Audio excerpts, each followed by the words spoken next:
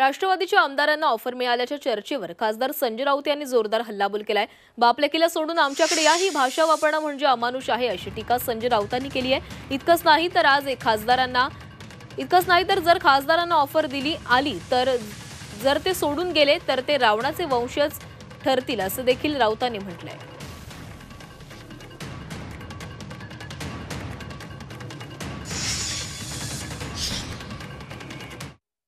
बाप लेकीला सोडा आणि आमच्याकडे या, ही भाषा म्हणजे अमानुष आहे,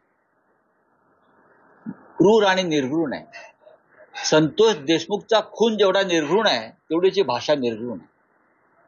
ज्या पितृतुल्य नेत्यानं तुम्हाला या स्तरावर नेलं, तुम्ही बाप आणि लेकीला सोडा या भाषेपर्यंत येता का? तर तुम्हाला केंद्रामध्ये एक मंत्रिपद मिळवायचं आहे आणि अमित शहाला खुश करायचं आहे, मोगॅम्बो को खुश करना है आपको।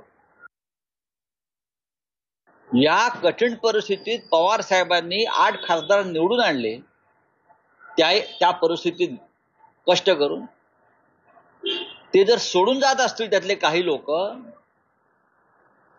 तर मला असं वाटतं ते रावणाचे वंशज आहेत। जर कोणी सोडून जात असेल उद्धव ठाकरेंना किंवा शरद पवारांना, कारण फार मोठ्या कष्टाने निवडून आणलेले आहे, पक्ष गेला, चिन्ह गेलं, वणवण फिरले उद्धव ठाकरे साहेब आणि शरद पवार साहेब, आणि तरीही परत हे फोडतायत आणि तुम्ही फुटताय, हे कंस आणि रावणाचे वंशजच असतील, निर्गुण आणि अमानुष असतील, त्याशिवाय हे सोडू शकणार नाही।